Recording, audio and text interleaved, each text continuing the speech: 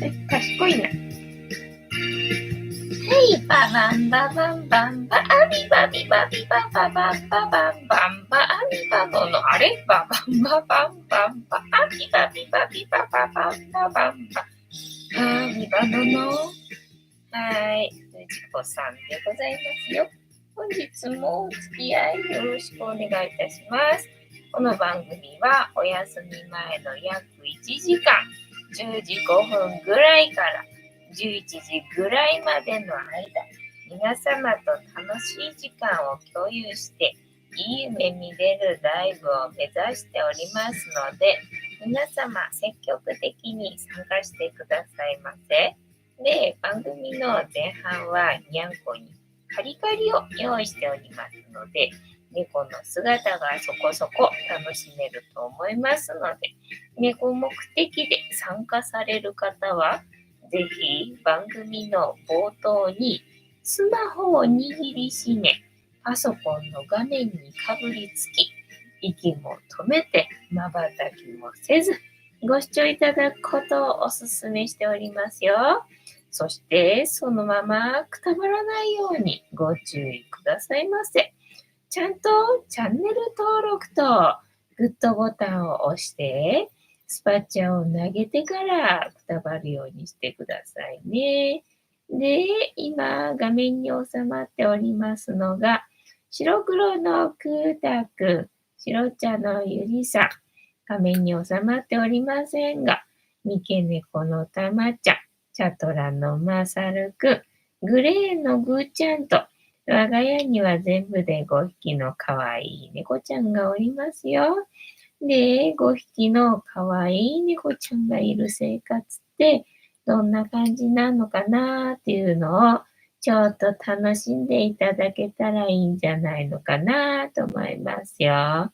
で、猫のことをもうちょっと詳しく知りたいなと思われる方は、概要欄のところに猫紹介してありますので、そちらを読んでいただけたらいいんじゃないのかなと思いますよ。で、同じく概要欄のところに Amazon のウィッシュリストのリンクが貼ってありますので、そちらからシーバーをポチッとご購入いただければ、我が家に届く便利なシステムとなっておりますので、にゃんこにシーバーあげようかなと思われる方は、そんな便利なシステムをご利用いただくことをお勧めしております。はい。クーターも最初からね、いい場所にいたにもかかわらず、食べなくてなんだと思ったけど、まあ、今食べてくれたからいいけどな。やっぱりカリカリだけだとなかなかにゃんこ集まり悪いもんだね。今日もなくなってたからお腹空いてんだなと思って、今日はカリカリだけでも集まるかなと思ったけど、ダメだな。はい。ハローさん、こんばんは。ボンソは本日もお付き合いよろしくお願いいたします。で、ぐーちゃん。一日一個、猫に関してのお話もしませんので、これから皆様と一緒に乾杯しようと思いますので、お付き合いよろしくお願いいたします。で、乾杯の時にジャスティースって言います。で、なんでジャスティースって言うかっていうと、後ろにいるうさ耳をつけていて、左腕が取れている。黒い観音様がこの番組のチーママでございまして、名前をタギシと言いますよ。で、タギシの言葉で乾杯のことをジャスティースって言いますので、一緒に言っていただけると嬉しいです。はい。では、いきますよ。せーの。ジャスティース。くっちゃん。ジャスティース。お、興味が示している。はい。反応してくれたのね。リアクション取ってくれたのね。ありがとうございます。はい。今日も塩入りのさゆでございます。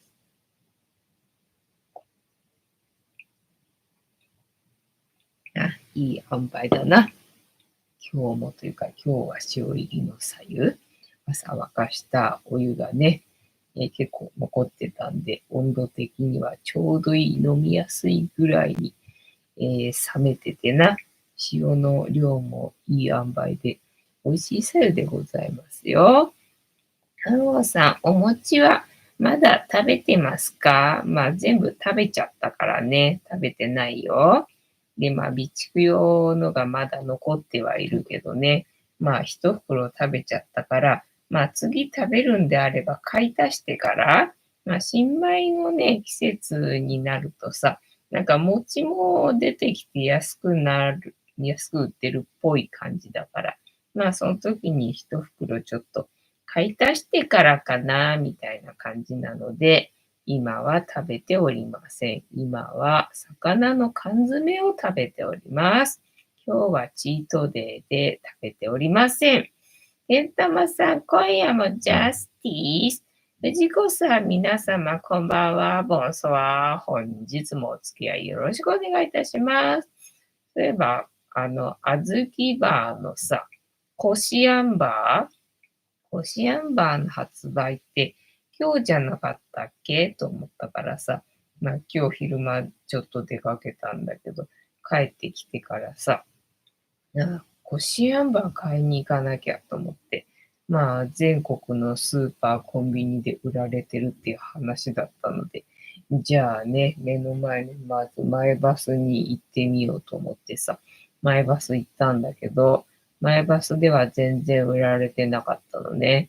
では、前バスにはないなーって思って、で、じゃあコンビニなら確実だろうと思って、ちょっとめんどくせえな。ちょっとめんどくせえなと思いながら、まあコンビニに行くしかないか。コンビニに行きゃ、まあ確実に売ってんだろうと思いきや、売ってなくて。だからもうここいらの店もこの勢いでしょうがない。全部チェックして回るかと思ってさ、全部チェックして回ったのですが、一個もゲットならずでございましたよ。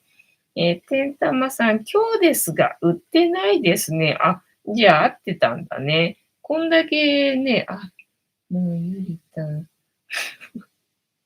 全然売ってないということはさ、間違えたのかと思ったね、日にちを。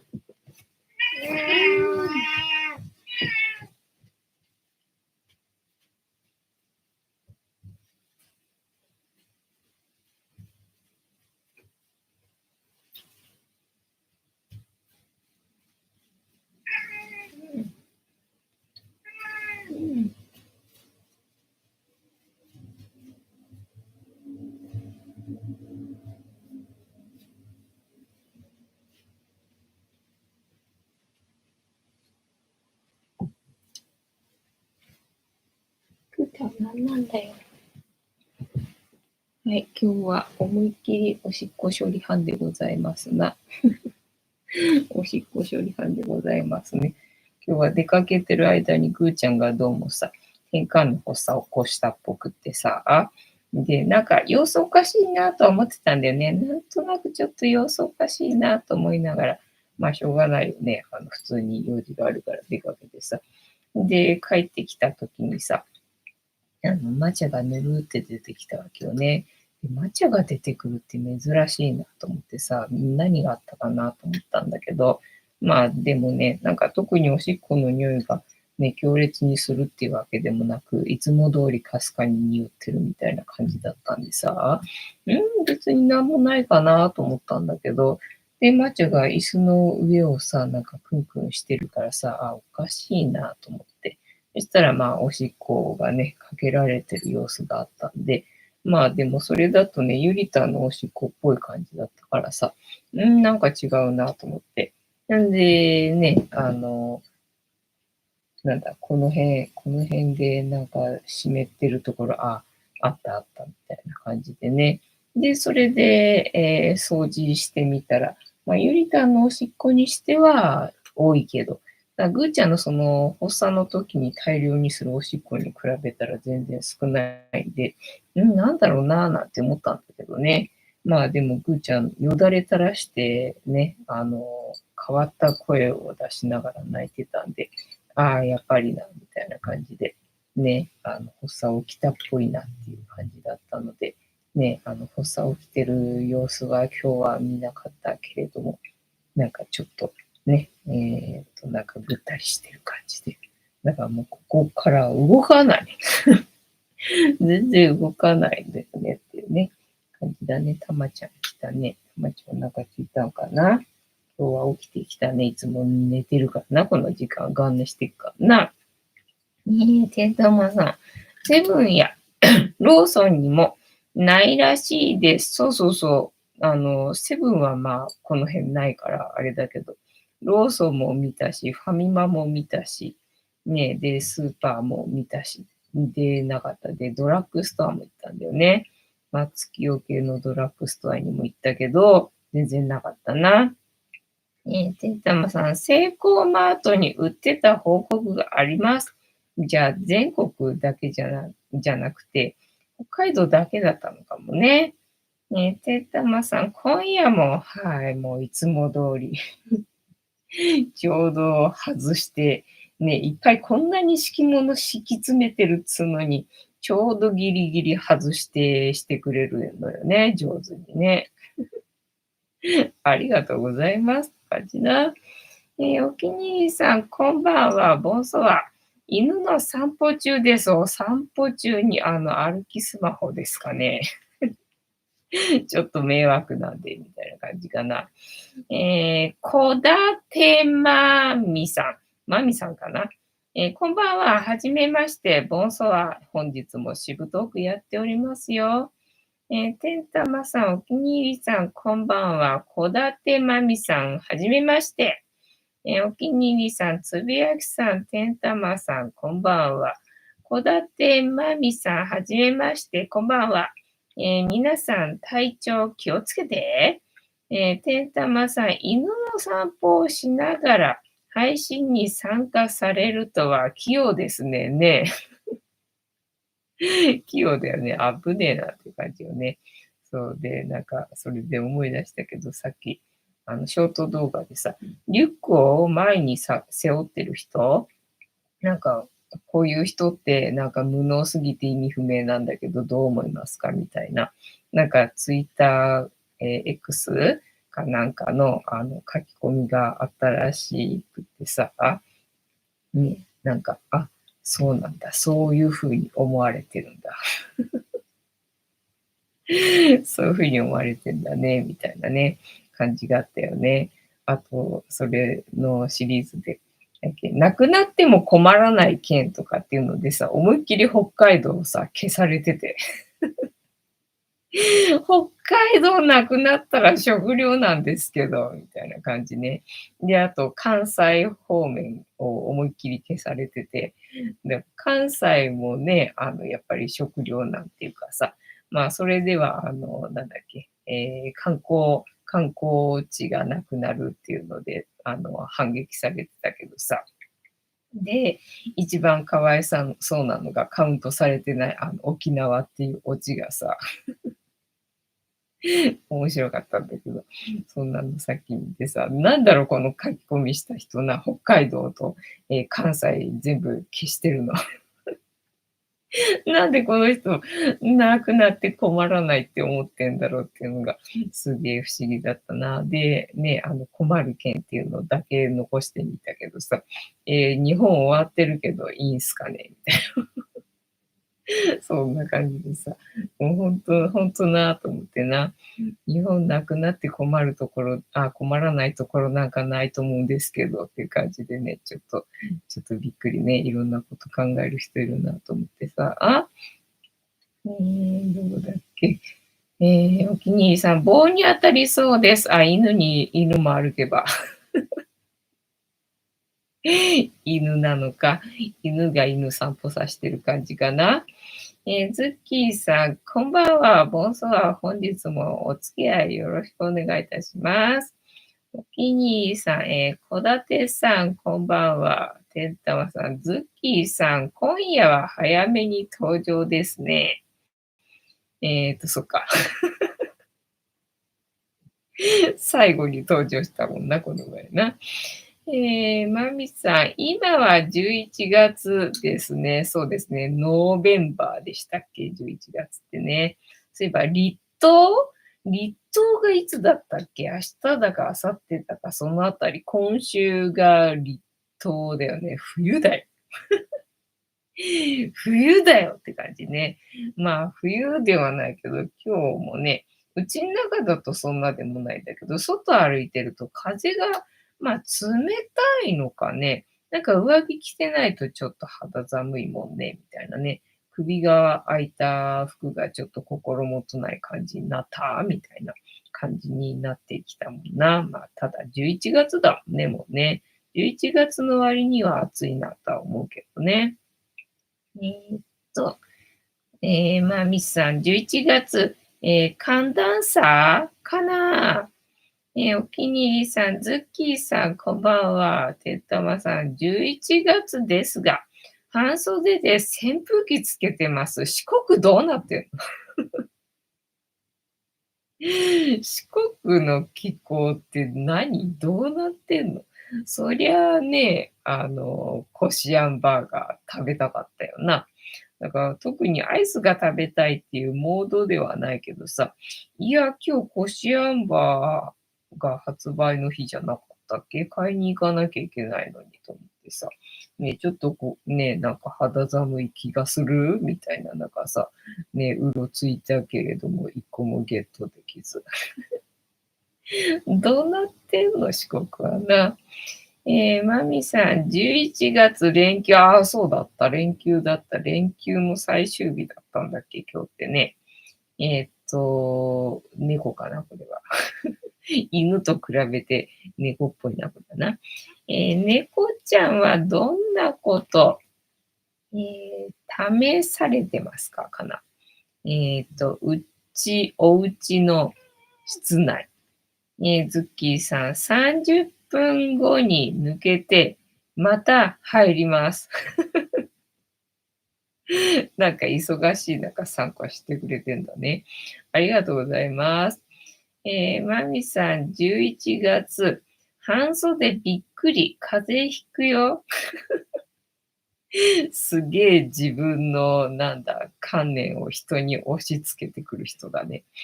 テータワさん、関西に行けば、外人さんとかまだ半袖、半ズボンだったりします。あ、そう。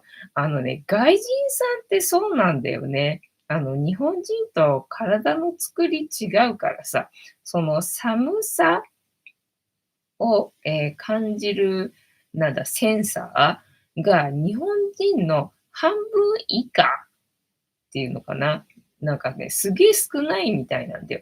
だからね、全然半袖半ズボンでさ、なんか真冬にさ、新宿歩ってたりとかすっちゃうか。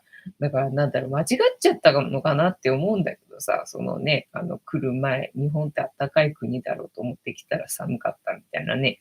でもまあ、上着とか持ってきてないから、そのまま歩ってるみたいな。なんかね、我慢してそのまま歩ってんのかなと思うけどさ、でも見てると全然寒がってる様子ないじゃんか。それがすげえ不思議だったんだけど、まあなんかね、筋肉量とか、まあそういうのでね、体大きいし、日本人と違ってね、だから冷え切ったりとかしないのかもしれないね、なんていうふうに思ったんだけど、その寒さを感じるセンサーの数がね、ものすごく少ないらしいんだよね。だからまあ日本人はやっぱりね、寒がりなんで、上着着ないと無理なんだけど、外人さんはあんな半袖短パンで大丈夫なんだってさ。兄さん、寒いので革ジャン着てます。夜はもう寒いのか。確かにほら、今までね、今日ぐらいまでは20度台だったけど、なんか明日以降からね、10度台に突入するっぽいじゃんか。さすがにね、なんか16度ぐらいになるとちょっと肌寒いかな。ね、上着着ないとちょっと無理かな、みたいな感じになってくるけど、夜の外だとそんくらいになってんのか、今。てったまさん、革ジャンかっこいい。確かに革ジャンなんか持ってねえな。革ジャンなんか着たことないな。なんか重くて動きにくそうでなって思ったんだけど、なんだろう、体に馴染んで柔らかくなったりとかすんのかね。着てる人ってずーっと着てるもんね。マミさん、くしゃみやばい、そうなんだ。体調悪いところ参加してくれてるのかな。ありがとうございます。みんなね、そういう時こそこのライブを見ればね、免疫力がアップしますのでね、ぜひ参加してください。マミさん、自分は長袖です。そうだね。さすがに半袖ではないかね、今ね。で、家の中だとこの上着着てるとちょっと暑いかなって感じなんだけど、外出るときね、やっぱり上着着てないとちょっと心もとない感じね、今ね。吉井さん、ジャスティス、戸建まみさん、その後熱が出るかも。気をつけて暖かくして就寝してください。そうだった。風邪ひきの先輩が。風邪ひきの先輩の言葉だからな。真実味あるな。まみさん、11月、起床、晴れから、傘、ずぶ濡れ、やばかった。あ、そうなのか。濡れちゃったのか。濡れて冷えちゃったのか。そりゃ、やばそうだな。ぜひ温まってくださいね。まみさん、ありがとう。てんたまさん、よしさん、こんばんは。まみさん、重ね着、外出先。てんたまさん、皆さん、こんばんは。てんたまさん、大先輩。一日先で大先輩になれるのな。いいな、風邪ひき。ちょっと羨ましいな。いいな。ね、先に風邪ひいたものがなんか偉そうな感じ。ということで。で、あと何があったかな、今日はな。今日もまたね、天気が良かったので、缶詰探しの旅に出てさ、まあ、用事があって銀座に行ったんでさ、まあ、銀座のあたりちょこっとね、なんかアンテナショップが近くにあったんで、アンテナショップだったらね、なんか変わった缶詰あるだろうからと思って、で、行ってみたんだよね。で、まあ、岩手の、アンテナショップでさ、まあ、確か缶詰あったよなっていうのは覚えてたんだけど、まあ、だからといって、安いかどうかはわからないと思って行ったんだけど、まあ、あるっちゃあるんだけどさ、あるっちゃあるんだけど高いんだよ。でね、添加物も入ってるし、やっぱりな、みたいな感じでね、なんかいらねえなっていうのでさ、ただまあ、なんか見切り品のコーナーのところに、リンゴジュースの、缶のね、リンゴジュースのね、なんかね、ボッコボコに潰れてる缶がボッコボコに潰れてるやつが、缶が潰れてるため、お買い得品ですとかって書かれてるんだけど、だね、5%オフなんだよね。こんなボッコボコなのに5%しかね、下がってないから、あんまりお得感ないけど、どうしようかな。どうしようかなと思って、ちょっと悩んだけど、まあ他に欲しいもんないから、まあこれでも買っていくかと思って噛んだしね、まあね、ボッコボコだけど、まあ日持ちはするだろうからね、と思ってさ、で、ね、国産のね、リンゴジュースのストレートでね、添加物入ってないやつだから、まあいいかと思ってさ、まあ5%か10%ぐらい引いて欲しかった。ね、10%ぐらい引いて欲しかったけど、まあいいかと思って、それをね、今日買ってきて、で、結局なんかちょいちょいさ、缶詰を買ってあるってからさ、重くってそりゃそうよね。そりゃそうよねと思いながらさ、もう重くてっていう感じだったな。はい。どうしたのまたおしっこしたのこの中で。ねえ、カリカリは食べちゃったし、ゆりたんのお城はおしっこまみれになっちゃったし、もう行き場はないのか、ゆりたんはな。なんだっけ。大先輩。長ズボン、裾、まくる。まくんなくていいんじゃん。温めときね、首はな。足首、首、手首、足首な。首、手つくところは温めといた方がいいんじゃないのか。てんたまさん、5%はしょぼいだろうそうなの。こんなボッコボコなのに 5%?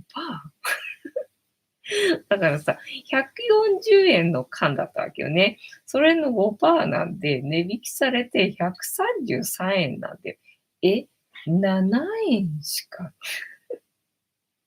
7円しか、せめて10円ぐらい安くしようよみたいな感じだったからさ、って思ったけど、まあ買っといたよね。まあ買っときまして。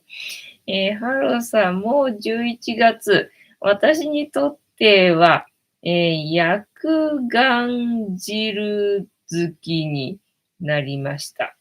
私にとっては、薬丸汁。なんだって私にとって、早く感じる。はい。わかりました。わかんないけど、わかんないけど、わかりました。てんたまさん、すぐに年が明けそう。そうだね。で、また来年の年末になっちゃうと思うね。すぐにね。来年の年末になっちゃうってことは、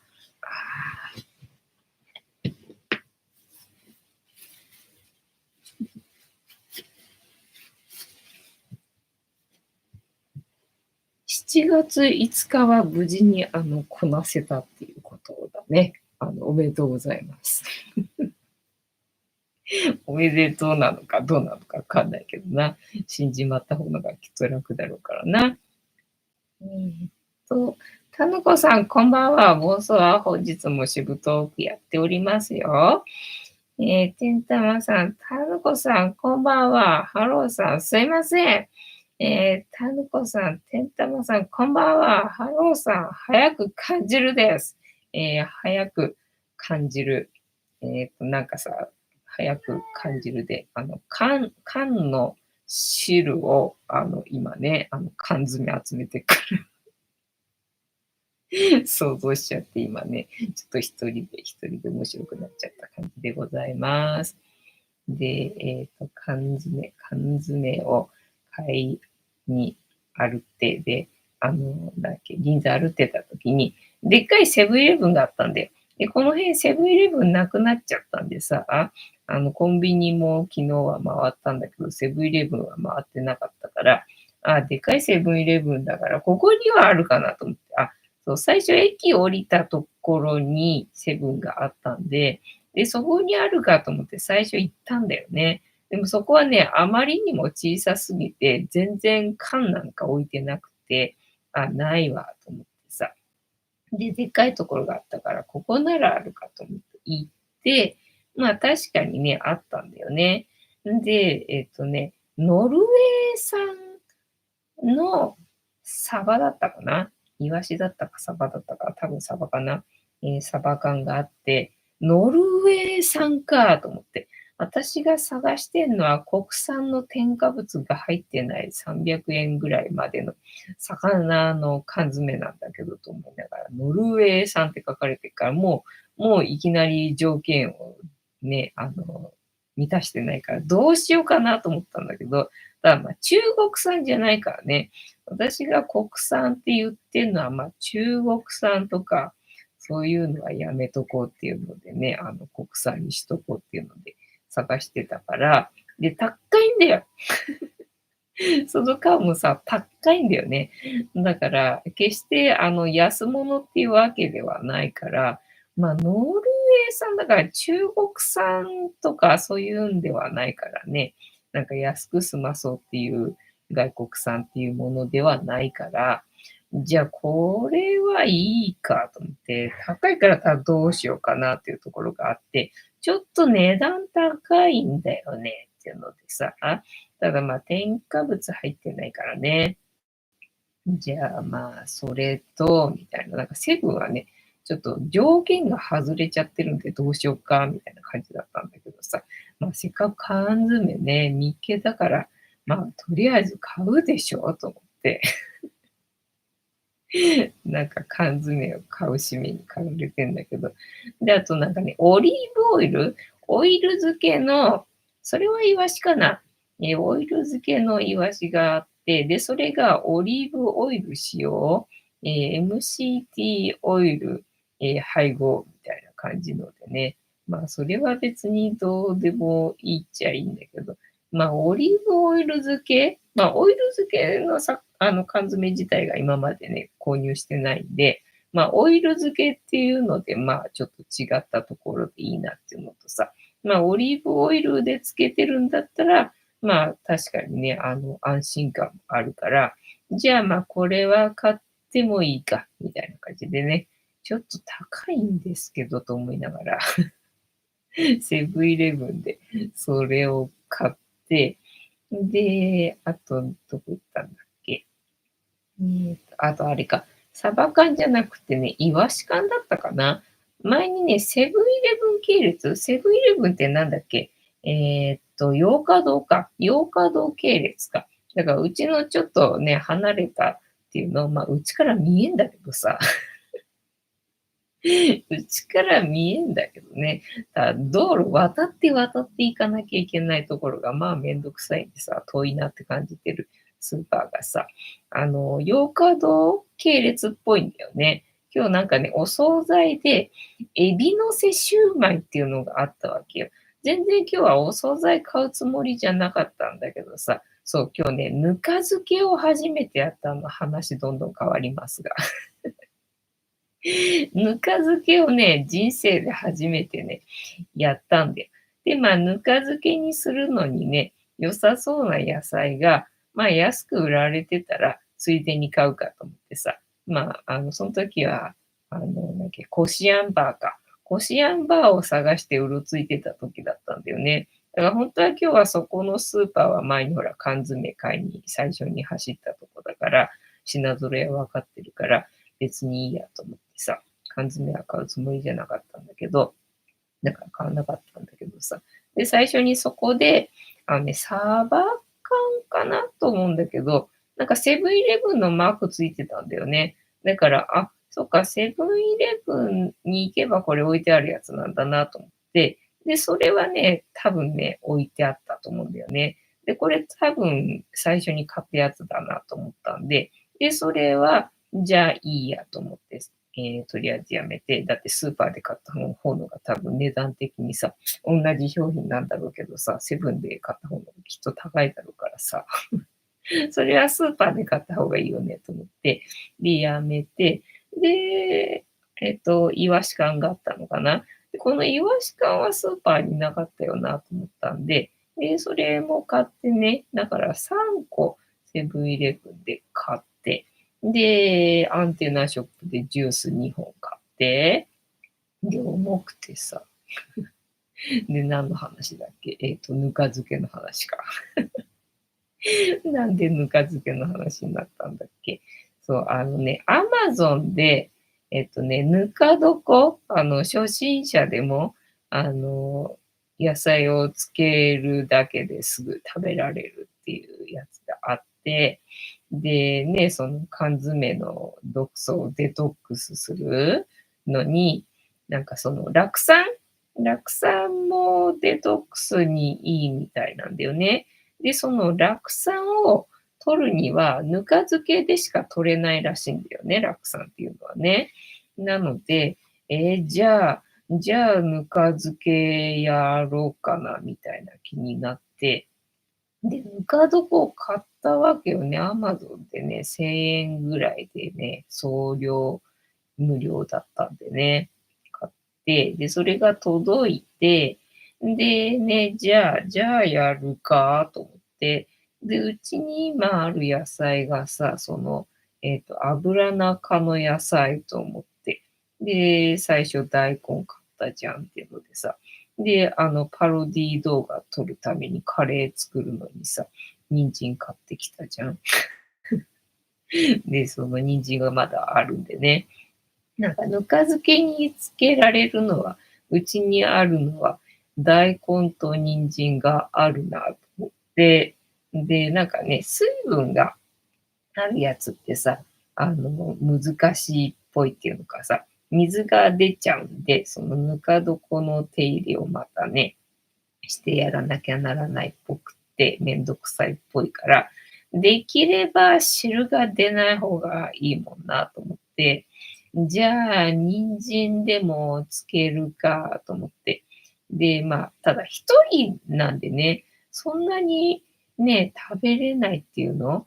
人参のぬか漬けって私食べたことないんだよね。なんかね、人参ってあんまり好きではないんだよね。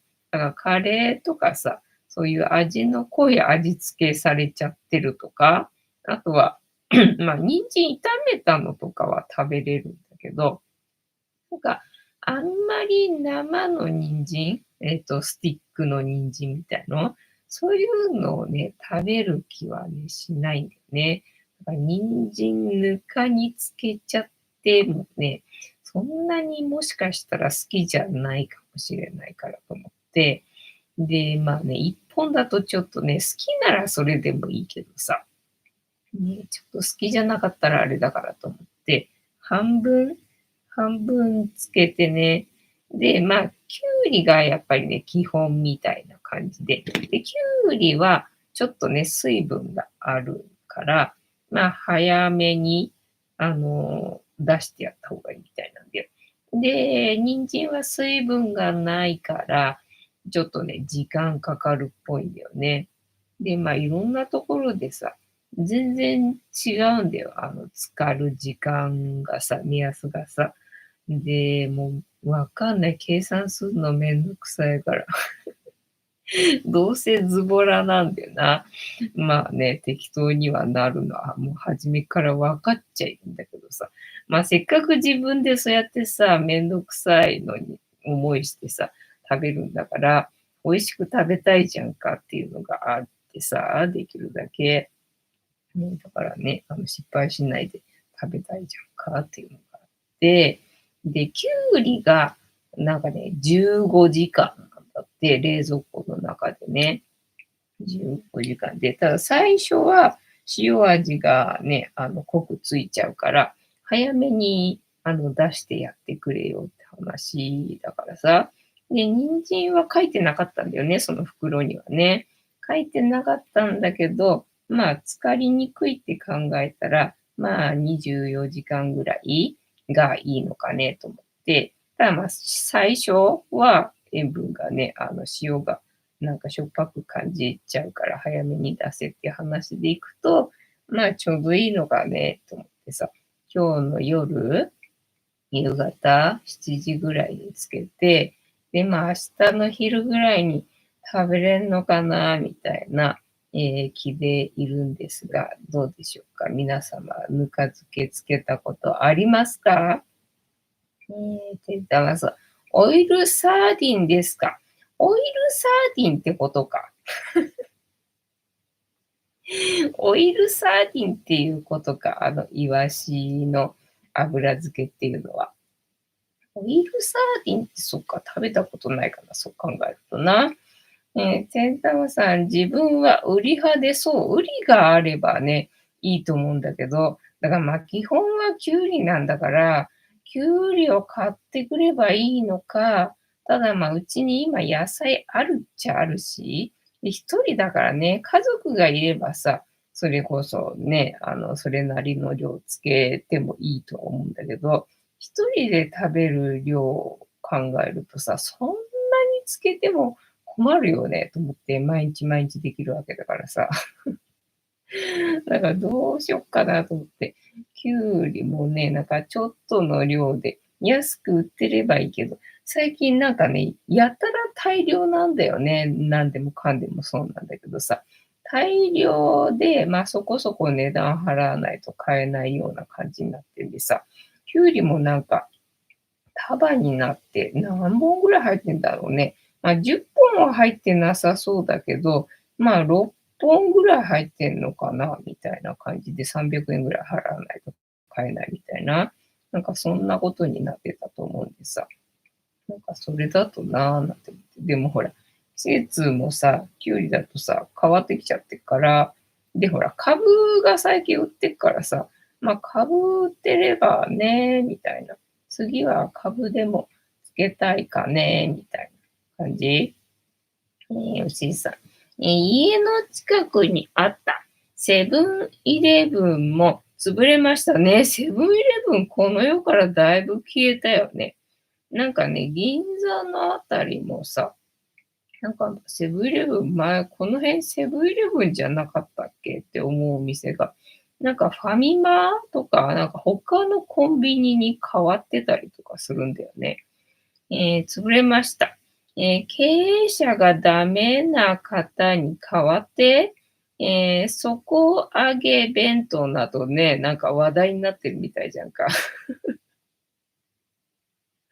ね、ネタになってるっぽいもんね。消費者を騙す商品を販売して、かつインタビューで底上げは弁当を温めるのに必要ですなどと回答し、へえ、そうなんだ。自分の判断を正当化しようとして、ネットで炎上したみたいですね。なんかね、話題になってるよね。ネタになってるよね、セブンの弁当な。だからセブンは各方面から、物申されてますね。ね。奈良漬けが好きなんですよね。そうなんだ。奈良漬けってなんか好き嫌いあるらしいよね。で、私はそれ知らなかったんだけどさ、去年そのうな重、私は食べてないけどさ、うな重の十割そばか。十割そば食べに行った時に、そのうな重の人には、その奈良漬けがついてたんだよね。で、奈良漬けが好きじゃないみたいな話をしてて、で、これ好き嫌いあるのよね。なんかちょっと独特だからなんて言うんでさ、あ、そうなんだと思って。で、食べてみて、で、ああ、なるほどねって思ったんだけど、なんかお酒かなんかにつけてるみたいな感じの味だったよね。なんか酒粕につけた古漬け的な、なんかそんな感じだった気がするけど、そうだね、お酒がだから好きな人には好きな味なのかもしれないな。だから酒が好きじゃない人だとちょっと苦手みたいなものかな。てだまさん、そもそもコンビニ弁当は買えません。そうだね、もう高級品だよね。そうで、前にさ、セブンあったところがさ、ファミマになって、で、今日はそこに入ってみたわけよね。そっちのファミマに入ってみたわけよね、初めて。そしたらさ、なんかセイコーマートみたいにすごい、なんだ、えっと、その場で作ってるっぽい感じのお惣菜がすげえ、広く売り場が取られてて、で、しかもさ、なんか時間でやっぱりそこで作ってんのかなんかわかんないけどさ、割引シールが貼られてんだよね。で、あ、コンビニなのに随分割引シール貼られてんなと思って、で、しかもさ、さっきのね、リンゴジュース5%しょぼいのとさ、全然比べ物にならないぐらいさ、なんか100円引きとかなってるわけ。もうコンビニで100円引きとかなってんじゃんと思ってさ。で、見てたわけよ。ね、なんかどんな品揃えあるかなと思って。で、そしたらね、なんかエビのコロッケのサンドイッチ、ホットサンドっていうのかな、みたいのがあって、で、それが100円引きってなってて、あ、なんだろう、エビのコロッケか、そういえば私昨日コロッケが食べたかったんだよなと思ってさ、どうしようかな、これ買っちゃおうかなとかさ、思ってたんだよね、100円引きに釣られてさ。ただ見るとさ、やっぱりさ、すごいちっちゃいっていうかさ、なんかね、写真だと2つ入りみたいのが写真になってるんだよね。だけど、実際の商品はさ、その1つだけっていうのだから、で、それで200何十円なんだよね。なんか300円近い金額だったんだよ。で、それの100円引きだから、その1つだけで、200円するっていうことだよねと思ってさ。だからいくら100円引きでもこれに200円かと思うと、ちょっとね、ちょっとね、と思って、で、結局買わなかったんさ、いやーね、だからコンビニ弁当ももうどんどんこうやって高級品になっていくんだろうなと思ってさ、もうコンビニでね、なんか弁当なんか全然買えない時代がもう近々来そうな感じだなって思ったね、今日ね。チェンタマさん、はい。奈良漬けはお酒の苦手な方には合わないかも。あ、ね、そうそう、なんかお酒の味だった気がしたよね。だから類友でさ、私の周りにはさ、お酒苦手な方ばかりなんで、だからそういうことになったのかもしれない。そうで、スーパー行った時にさ、なんか妙にエビのせシューマイがさ、なんか美味しそうに見えてね、なんか、いや、妙に惹かれるから、いや、これ買ってっちゃおうと思って、今日はそれを買って、んでね、まあ結構大きかったんだよね。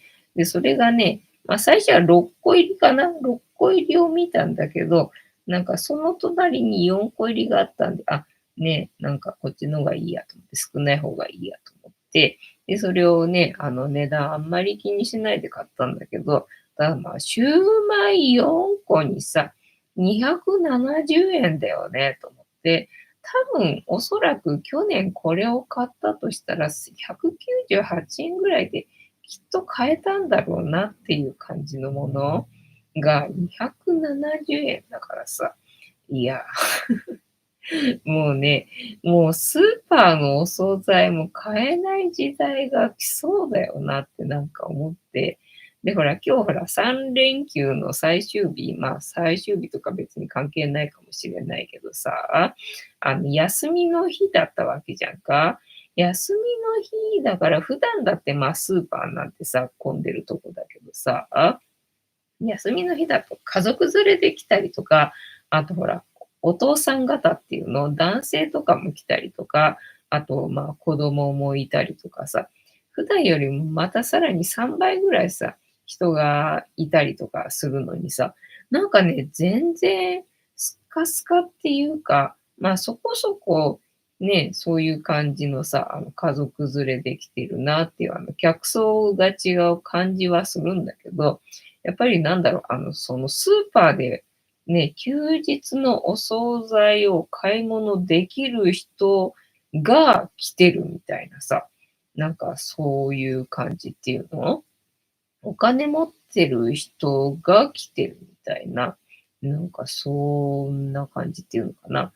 でね、すっごいその弁当っていうかさ、その惣菜のコーナーがめちゃくちゃ広くなったんだよね。なんか1階全体がなんかお惣菜コーナーみたいな感じの売り場になったんだけどさ。で、まず入ってすぐにお寿司かな？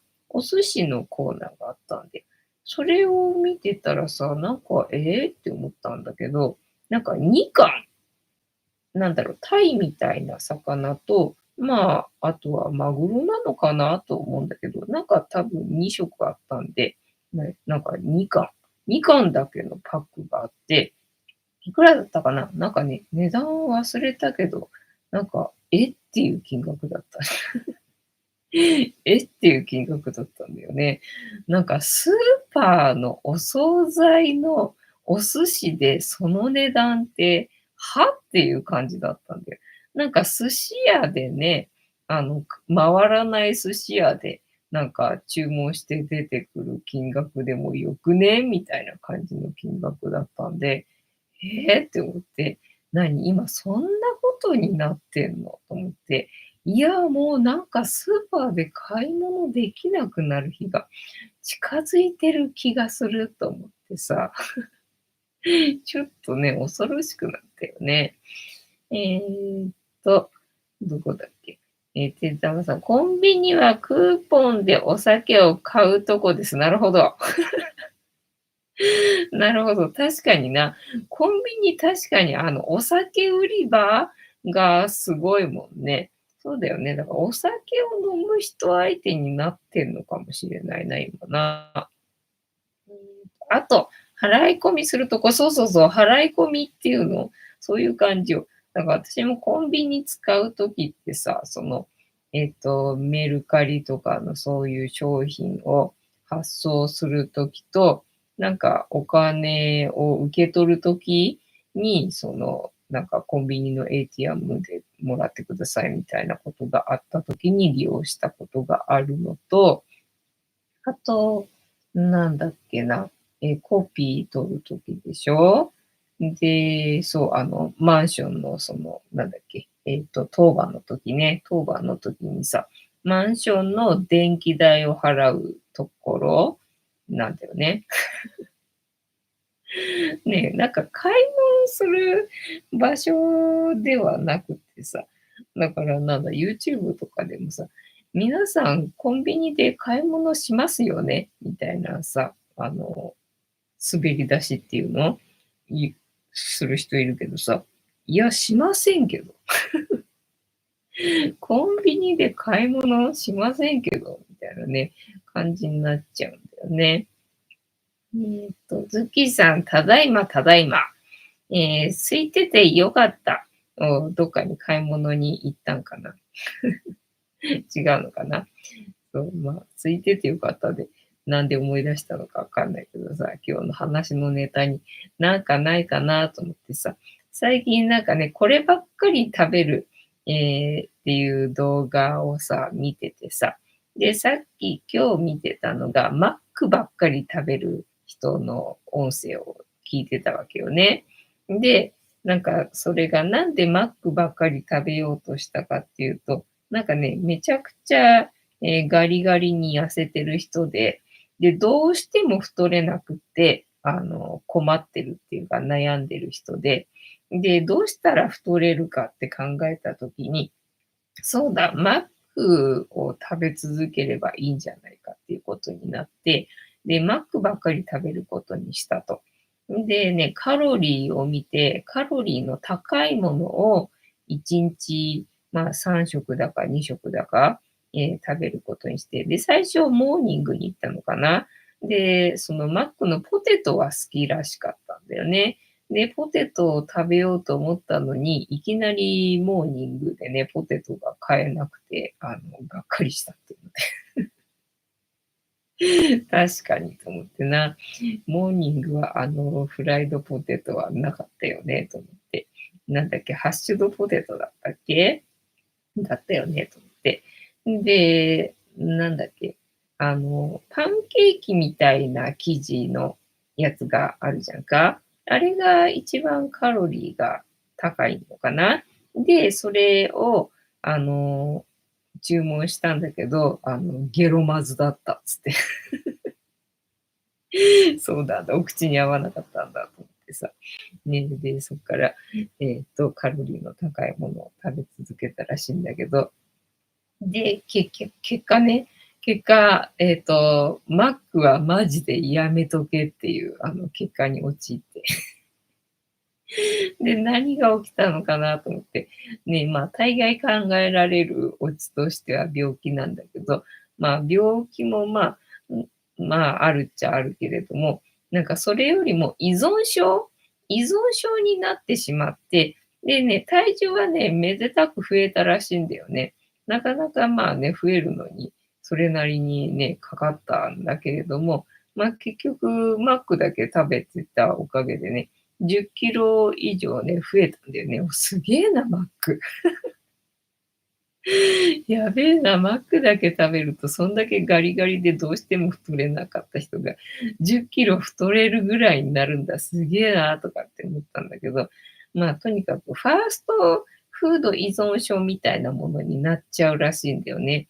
だからもうめでたく増えたにもかかわらず、で、病気になったにもかかわらず、で、医者にファーストフードはやめとけと言われてるにもかかわらず、そのファーストフードが食べたいっていうそのね、依存だけは残っちゃってて、なんかもう太ってるからいいっつうのにね、もう病気だからやめとけっつうのに、食べたい衝動があるんで、なんか未だに食べちゃうから、だからその依存症になるから、やめとけよっていうので、なるほどなっていうので、依存症は抜けるのになかなかね、手強いんで、それはやめといた方がいいよっていうオチだったんだよね、今日のね。てんたまさん、ズッキーさんお待ちしておりました。ビールとマックで太れますそうだな。あれ、マックにビールって売ってるのか？